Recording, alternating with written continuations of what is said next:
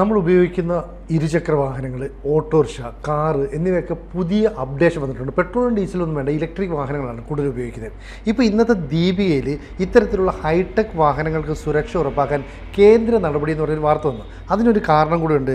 ഇതിനകത്ത് വാർത്തയിൽ പറയുന്നത് ബാറ്ററി സംവിധാനം ഉപയോഗിച്ച് ചെറിയ ദൂരം ഓടുന്ന ഈ റിക്ഷകൾ മൊബൈൽ ഫോണിലെ ബ്ലൂടൂത്ത് സംവിധാനം ഉപയോഗിച്ച് പുറത്തുനിന്ന് സ്വിച്ച് ഓഫ് ചെയ്യാൻ സാധിക്കുമെന്ന് അടുത്തിടെ കണ്ടെത്തി.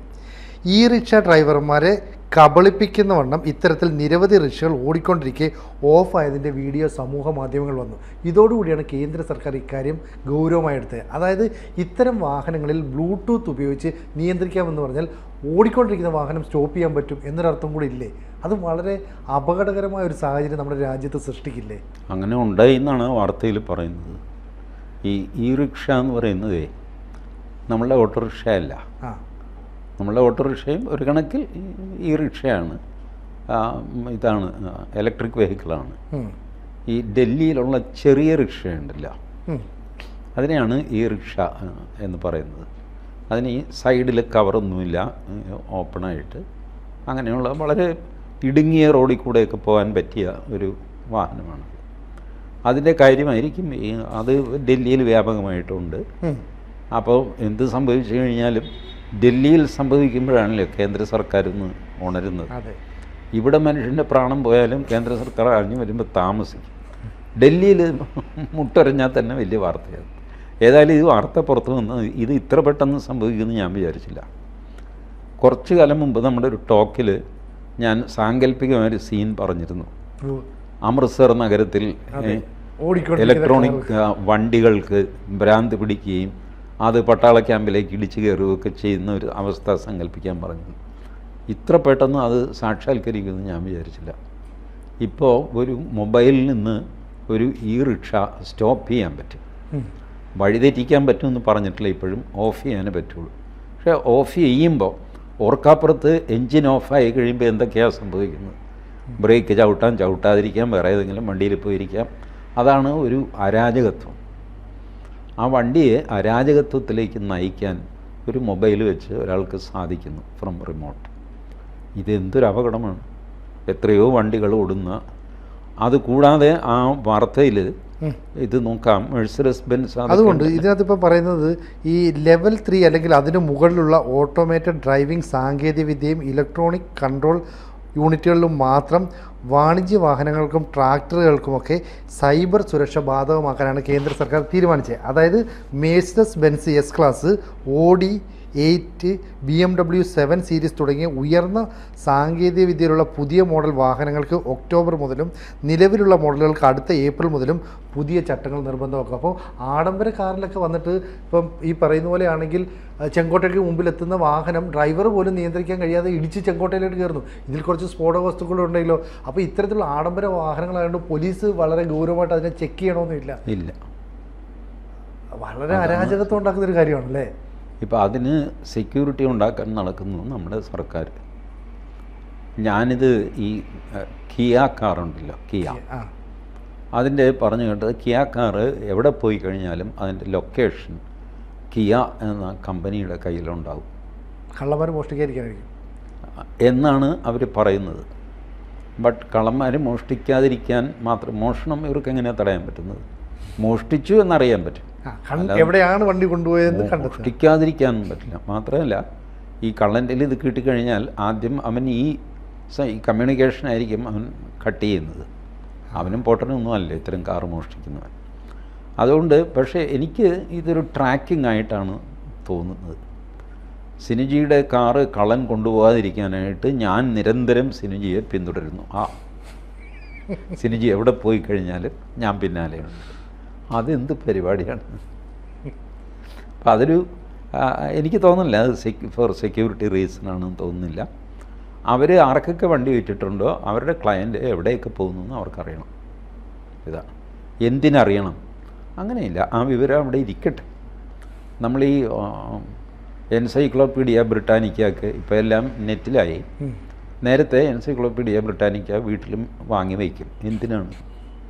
അവിടെ ഇരിക്കട്ടെ. എന്തെങ്കിലും ഒരു ആവശ്യം, ഒരു വിവരം നമുക്ക് നോക്കണമെന്ന് പറയുമ്പോൾ അപ്പോൾ എടുത്ത് നോക്കാം. അതുപോലെ സിനുജി എവിടെയൊക്കെ പോകുന്നു എന്ന് അറിഞ്ഞിട്ട് മോഹൻദാസിന് എന്താ കാര്യം? ഒരു കാര്യവുമില്ല. അപ്പോൾ ഇവരെ ഇരിക്കട്ടെ, ഒരാവശ്യം വരും. നാളെ എനിക്ക് സിനിജി ഞാൻ നമ്മുടെ ടേംസ് തെറ്റി അങ്ങനെ എന്തെങ്കിലും കള്ളത്തരം അങ്ങനെ വന്നു കഴിയുമ്പോൾ എനിക്ക് ടപ്പെന്ന് പറഞ്ഞ് സിനിജി എവിടെ പോയി എന്ന് അറിയാൻ പറ്റും. അവിടെ ഗുണ്ടകളെ അയക്കുകയോ സിനിജിയെ ആക്രമിക്കുകയോ എന്താണെന്ന് വെച്ചാൽ എനിക്ക് ഡിസൈൻ ചെയ്യാൻ പറ്റും. ഇതിനൊക്കെ ഈ സിനിജി എവിടെയാണെന്ന് ഞാൻ അറിയണ്ടേ? ബേസിക് ഇൻഫർമേഷൻ അതാണ്. അപ്പോൾ അതൊരു നല്ല കാര്യമല്ല. ഇത് നമ്മുടെ ആൾക്കാരുടെ മനസ്സിലേക്ക് ഇപ്പോഴും പോയിട്ടില്ല ഈ സെക്യൂരിറ്റി റിസ്ക്. നമ്മൾ വാട്സാപ്പ് ഇട്ട് കളിക്കുന്നു. വാട്സാപ്പിൽ പേയ്മെൻറ്റ് ഓപ്ഷൻ വന്നു. ആരോട് ചോദിച്ചിട്ടാണ് അവർ ആ പേയ്മെൻറ്റ് ഓപ്ഷൻ കൊടുത്തത് അറിയില്ല. വാട്സാപ്പിൽ മെറ്റയുടെ ഒരു AI ടൂള് കയറി ഇരിപ്പുണ്ട് ഇപ്പോഴും. SMS ജെമിനി ഇരിപ്പുണ്ട്. ഇതൊക്കെ ആരോട് ചോദിച്ചിട്ട് വെച്ചു? എൻ്റെ SMS എന്നോട് ചോദിക്കാതെ ജെമിനി ഇൻസ്റ്റാൾ ചെയ്യാൻ ഇവൻ ആരാണ്? അതുപോലെ വാട്സാപ്പിൽ സെർച്ച് ഫെസിലിറ്റി എനിക്ക് വേണമെന്ന് എന്നോട് ചോദിച്ചോ? ഇല്ലല്ലോ. എന്നോട് ചോദിച്ചാൽ ശരി, ചേട്ടാ ഒരു സെർച്ച് ഫെസിലിറ്റി ഉണ്ട്, ഗ്രോക്കിനേക്കാളൊക്കെ സൂപ്പറാണ്, ChatGPT-യേക്കാളും മിടുക്കനാണ്, ഒരെണ്ണം എടുക്കുന്നോ എന്ന് ചോദിച്ചാൽ ഞാൻ പറഞ്ഞ് എനിക്ക് വേണ്ട. ശരി, വേണ്ടെങ്കിൽ വേണ്ട. ഇങ്ങനെയല്ലേ ചെയ്യേണ്ടത് ഇത്? ബട്ട് സകല ആപ്ലിക്കേഷനിലും ഇവർ കടന്നു കയറുന്നു, സകല സ്ഥലത്തും ഇവർ കടന്നു കയറിയിരിക്കുന്നു. ഇന്ന് നമുക്ക് മൊബൈൽ സ്വിച്ച് ഓഫ് ചെയ്യാൻ പറ്റുന്നില്ല.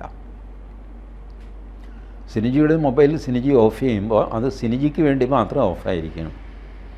അതിൻ്റെ ഉടമസ്ഥന് വേണ്ടിയിട്ട് അത് ഓണാണ്. അതുകൊണ്ടാണ് മൊബൈലിൽ ഇപ്പോൾ നമുക്ക് ബാറ്ററി എടുത്ത് മാറ്റാൻ പറ്റില്ല. പണ്ട് ബാറ്ററി എടുത്ത് മാറ്റാൻ പറ്റുമായിരുന്നു. അപ്പോൾ ഇത് ഡെഡ് ആവുമായിരുന്നു. ബാറ്ററി മാറ്റിയിട്ട് അതിൻ്റെയും താഴെയാണ് നമ്മൾ സിം കാർഡ് ഇട്ടിട്ട് അതിൻ്റെ പുറത്ത് ബാറ്ററി വെച്ച് പിന്നെ കവറിട്ട് അടയ്ക്കുമായിരുന്നു. ഇപ്പോൾ അതൊക്കെ പോയി. ഇപ്പോൾ സിം കാർഡ് ഒരു സൈഡിൽ കൂടെ ഇട്ടാൽ മതി, ബാറ്ററിയിൽ താൻ തൊടണ്ട. കാരണം ബാറ്ററി എപ്പോഴും ഓണാണ്. അപ്പോൾ നമ്മൾ ഓഫ് ചെയ്യുന്നു. നമ്മൾ മെക്കാനിക്കലി അല്ലല്ലോ ഓഫ് ചെയ്യുന്നത്, ഇലക്ട്രോണിക് ഓഫിംഗ് ആണ്. നമ്മളൊന്ന് കൂടുതൽ നേരം പ്രസ് ചെയ്ത് കഴിയുമ്പോൾ ഓപ്ഷൻ തെളിയും, റീസ്റ്റാർട്ട് ചെയ്യണോ ഓഫ് ചെയ്യണോ. നമ്മൾ ഓഫ് ചെയ്യും. അത് ഓഫായി എന്ന് സങ്കല്പം. ശരിയാണ്, നമ്മളെ സംബന്ധിച്ചിടത്തോളം ആ മൊബൈൽ ഓഫാണ്. ബട്ട് മാനുഫാക്ചറെയോ അല്ലെങ്കിൽ ഇത് ടാപ്പ് ചെയ്യുന്ന ആരാണോ അവനെ സംബന്ധിച്ചിടത്തോളം ബാക്ക് എൻഡിൽ നിന്ന് അവൻ കയറി ലൈവായിട്ട് ഇരിക്കുകയാണ്. സകല ഡാറ്റയും സംഗതിയും മോണിറ്ററിങ്ങും ഈ മൊബൈലും ഓഫായ മൊബൈലും കൊണ്ട് സിനിജി എവിടെയെങ്കിലും പോയി കഴിഞ്ഞാൽ പോലും ഞാനറിയും. കാരണം ആ മൊബൈലിൽ നിന്നുള്ള സിഗ്നൽ എനിക്ക് കിട്ടിക്കൊണ്ടേയിരിക്കുന്നു. അപ്പോൾ എല്ലാം രഹസ്യമാണെന്ന് എല്ലാവരും പറയുന്നു. എനിക്ക് മനസ്സിലാവുന്നില്ല. ബാങ്കിൻ്റെ പാസ്വേഡ് നമ്മൾ ഇത് ഗൂഗിൾ പേ ചെയ്യുന്നു അല്ലെങ്കിൽ ബാങ്കിൽ ട്രാൻസാക്ഷൻ ചെയ്യുന്നു, ഇതിൻ്റെ പാസ്വേഡുണ്ട്. ആ പാസ്വേഡ് നമുക്ക് മാത്രമേ അറിയാവുള്ളൂ എന്നാണ് നമ്മുടെ സങ്കല്പം.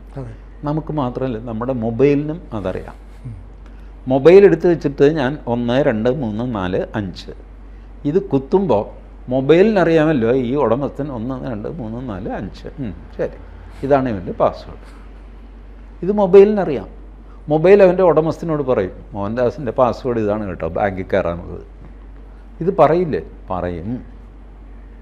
അപ്പോൾ ഇത് പരമരഹസ്യമാണ് എന്ന് നമ്മൾ വിചാരിക്കുന്നത് അങ്ങനെ രഹസ്യമല്ല.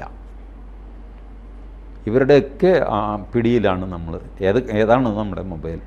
വിവോ, OnePlus, സാംസങ്, ആർക്ക് വേണമെങ്കിലും നമ്മളുടെ ഡാറ്റ എടുക്കാം, ഡാറ്റ മാനിപ്പുലേറ്റ് ചെയ്യാം. ഇപ്പോൾ അവർ ആണ് മാനിപ്പുലേറ്റ്. ഞാൻ വിചാരിക്കുന്നില്ല ഏതെങ്കിലും ഒരു മനുഷ്യൻ അയാളുടെ മൊബൈൽ വെച്ചിട്ട് ഈ ഓട്ടോ ഒന്ന് ബ്ലോക്ക് ചെയ്ത് നോക്കാം, അങ്ങനെ അയാൾ വിചാരിക്കുന്നില്ല. അയാൾ അറിയാതെ തന്നെ ഈ സിഗ്നൽ പോവുകയും ഈ ഓട്ടോ നിന്ന് പോവുകയും. അതുകൊണ്ടാണ് സോഷ്യൽ മീഡിയയിൽ അത് പ്രശ്നമായത്. അപ്പോൾ ഈ ആരുടെ മൊബൈലിൽ നിന്നാണ് ഈ സിഗ്നൽ പോയതെന്ന് എങ്ങനെ തിരിച്ചറിയാനാണ്?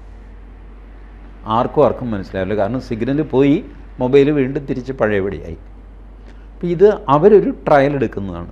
ആർക്കാണോ ഇങ്ങനെ അരാജകത്വം ഉണ്ടാക്കാൻ താല്പര്യം അവർ ട്രയൽ എടുക്കുന്നതാണ്. അതിൻ്റെ ഒരു ഇമാജിനറി സംഗതിയാണ് പണ്ട് ഞാൻ ഈ ടോക്കിൽ പറഞ്ഞ കാര്യം. This will happen one day. അതായത് ഇപ്പോൾ നമ്മുടെ ഈ കാറുകളിലൊക്കെ തന്നെ ഏറ്റവും മോസ്റ്റ് മോഡേൺ ടെക്നോളജിയാണ്. പലതിനും ഗിയർ വേണ്ട, പിന്നെ ബട്ടൺ പ്രസ് ചെയ്താൽ മതി. മാത്രമല്ല അതിനകത്ത് എല്ലാവിധ സംവിധാനങ്ങളും അതിനകത്തുണ്ട്.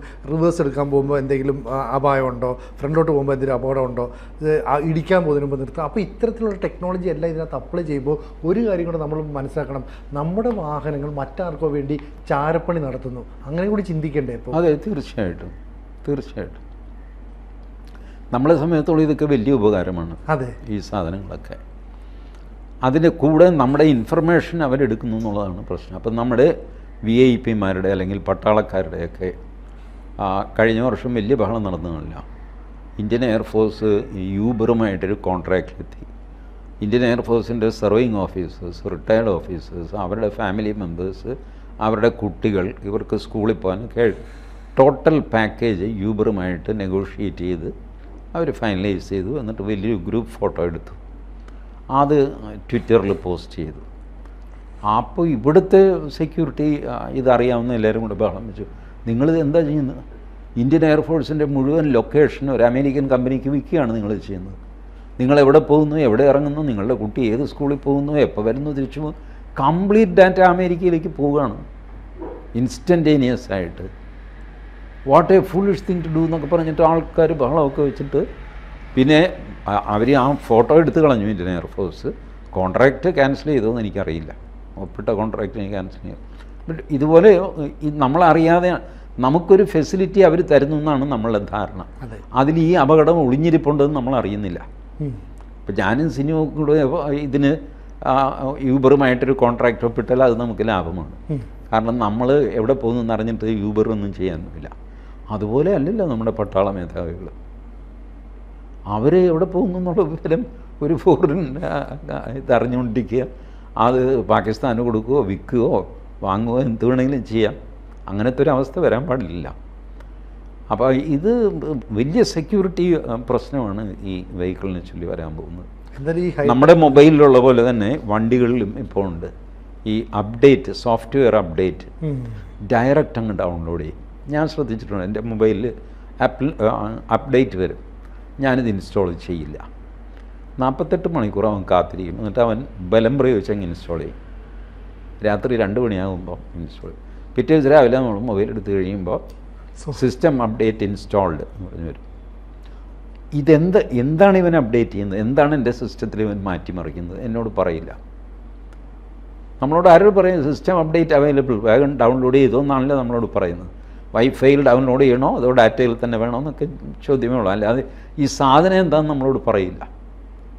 ഈ സാധനത്തിൽ ഒരുപക്ഷെ സിസ്റ്റം അപ്ഡേറ്റ് ചെയ്യുമ്പോൾ നമ്മളവന് ഒരുപാട് പെർമിഷൻ കൊടുക്കുന്നുണ്ടാകും. എൻ്റെ മൊബൈലിലെ സകല വിവരം നീ ചോർത്തിയെടുത്തോ, നാളെ കേസിന് പോകാൻ പോലും നമുക്ക് പറ്റില്ല. കാരണം നമ്മളെല്ലാത്തിനും അക്സെപ്റ്റ് അടിച്ചു വെച്ചിട്ടുണ്ട്. പിന്നെ എന്ത് ചെയ്യും? വലിയ കഷ്ടമാണിത്. എന്തായാലും ഈ ഹൈടെക് വാഹനങ്ങൾക്ക് സുരക്ഷ ഉറപ്പാക്കാനുള്ള കേന്ദ്ര സർക്കാരിൻ്റെ നടപടി എത്രയും പെട്ടെന്ന് ത്വരിതപ്പെടുത്തിട്ടല്ലേ, എങ്കിൽ മാത്രമേ നമുക്കും നമ്മുടെ രാജ്യത്തിനും ഒരു സുരക്ഷിതത്വം ഉണ്ടാവും. വലുതായിട്ട് കേന്ദ്ര സർക്കാരിന് അത് ചെയ്യാൻ പറ്റുമെന്ന് എനിക്ക് തോന്നുന്നില്ല. കൂടുതൽ വാർത്തകളും വിശേഷങ്ങളും നിങ്ങളിലേക്ക് എത്താൻ ABC മലയാളം സബ്സ്ക്രൈബ് ചെയ്യുക, ബെൽ ബട്ടണും അമർത്തുക.